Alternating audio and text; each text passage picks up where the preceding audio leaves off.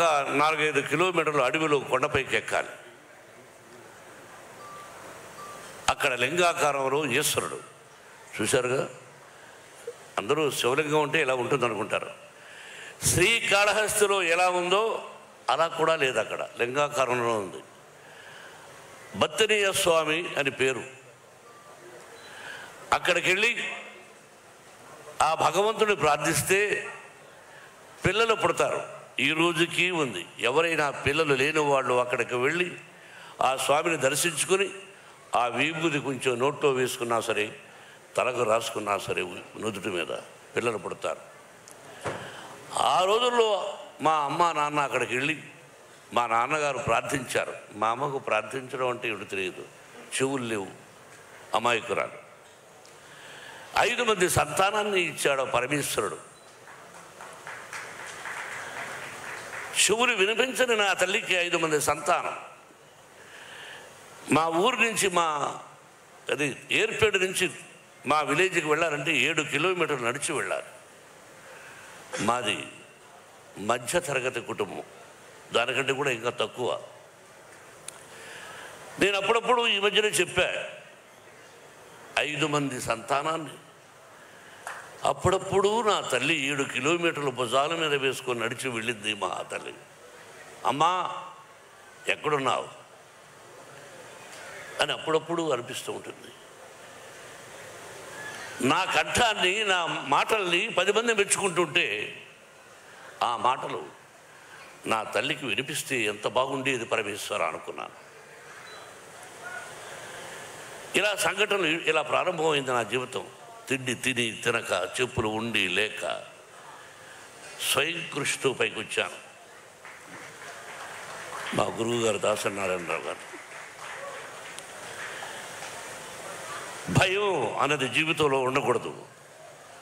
What for when I'm not doing mistake. నేను తప్పు చేయనప్పుడు వయసుడై అదే నా పిల్లలకు విద్యాలయాల్లో నేర్పిస్తున్నాను. నా విద్యాలయాల నుంచి ఐపీఎస్లు అయ్యారు, ఐఏఎస్లు అయ్యారు, డిఎస్పీలు అయ్యారు, కమిషనర్ ఆఫ్ అది ఏంటిది ఢిల్లీలో ఎలక్షన్ కమిషన్స్లో పనిచేస్తున్నారు. They are my lovely sons and daughters.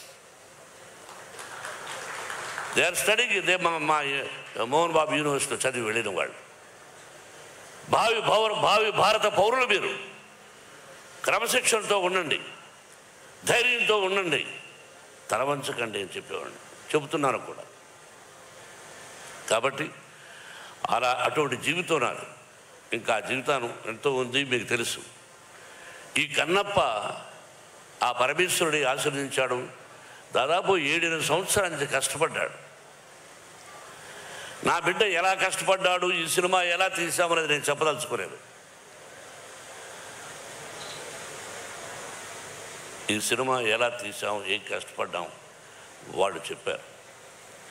నేను మొట్టమొదట హృదయపూర్వకంగా నాకంటే చిన్నవాడు నా బావ ప్రభాస్. బావా అనుకుంటాం కొన్ని సంవత్సరాల నుంచి. విష్ణు అన్నాడు అంటే నా సినిమాలో చేశాడు కాబట్టి చెప్పడం కాదు, చేసినా చేసి ఉండకపోయినా మానవత్వం, మంచి మనిషి, మంచి హృదయం ఉన్నవాడు ప్రభాస్. నేను మామూలుగా ఒకసారి ఫోన్ చేసి ఏం బావా అన్నా, ఇంటికి రానా అన్నా. ఓకే బావా రేపు రా అన్నాడు. ఏమైనా నేను ఒక పని మీద వస్తున్నాను, నువ్వు ఎస్ సార్ నువ్వు చెప్పబోయా అంతే. ఏంటి బావా అన్నాడు. ఏం కంగారు పడుకొని వెళ్ళాను. కూర్చొని ఈ పిక్చర్లో ఇన్ని రోజుల వేషం ఉంది, నువ్వు చేయవలసిన అవసరం లేదు. You are the top hero in India, one of the top hero in India, not only India, the world wide. అటువంటి గొప్పవాడివి. బట్ ఈరోజు నువ్వు కాదన్నా నీ సినిమాలో నేను యాక్ట్ చేస్తా ఎప్పుడైనా, దానికి దీనికి సంబంధం లేదు. ఇన్ని రోజులు ఎస్ ఆర్ నో అన్నా. బావా దీనికి నువ్వు రావాలన్నా నేను విష్ణు మాట్లాడుకుంటాం, ఐఎమ్ డూయింగ్ అన్నాడు. ఒకే మాట, దట్స్ ఆల్.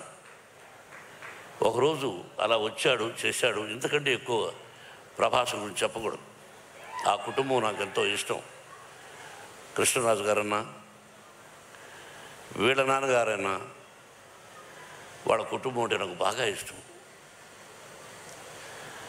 కాబట్టి ప్రభాస్ 100 సంవత్సరాలు ఆ షిరిడీ సాయినాథుని ఆశీస్సులతో, పరమేశ్వరుడి ఆశీస్సులతో క్షేమంగా ఉండాలని కోరుకుంటున్నాను. ఇక అలాగే Mohan Lal is one of the versatile actor. భారతదేశం గర్వించదగినటువంటి నటుడు. ఈ మధ్యనే అతనికి 2 పిక్చర్లు సిల్వర్ సూపర్ హిట్స్ అయినాక మలయాళంలో. ఫోన్ చేశాను, I want to talk to you man. అన్నా no tell me, I want to talk to you. What for? అరే I want to talk to you. Okay, Vishnu is there? Yes, tell him to talk to me. Vishnu మాట్లాడాడు, రమ్మన్నాడు, వెళ్ళాడు, చెప్పాడు. అక్కడి నుంచి నాకు phone చేశాడు, అన్నా నేను యాక్ట్ చేస్తున్నాను అన్నాడు.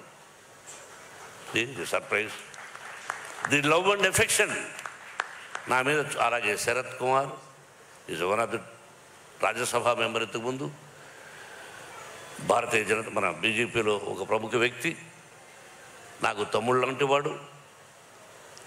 Same thing. అసలు ఇక అక్షయ్ కుమార్ గారు ఈజ్ అ వండర్ఫుల్ ఆర్టిస్ట్. భారతదేశంలో హిందీ అన్నారు కాబట్టి ఎంత విష్ణు మాట్లాడాడు వాళ్ళందరితో. నేను హలో అని సెట్టుకు రావడం, వాళ్ళందరూ కూడా ప్రేమే. ఆ భగవంతుని రప్పించాడు. ఇదంతా స్పెషల్గా ఒక ఇదిగా చెప్పాలంటే ఇంకా నా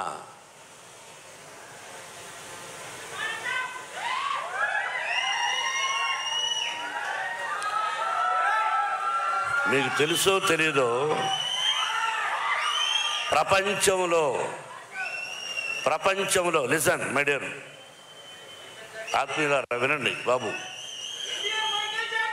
కాదు భారతదేశంలో కాదు, ప్రపంచంలో హీజ్ ఐ థింక్ నెంబర్ 2 స్థానంలో ఉన్నాడు ప్రపంచంలో యాజ్ ఏ నృత్య దర్శకుడుగా. నాకు అల్లుడు గారు, అసెంబ్లీ రౌడీ గారు పెళ్ళాం, all silver Jubilee pictures he did. నాకు డ్యాన్స్ అంటే ఏంటో నేర్పించాడు.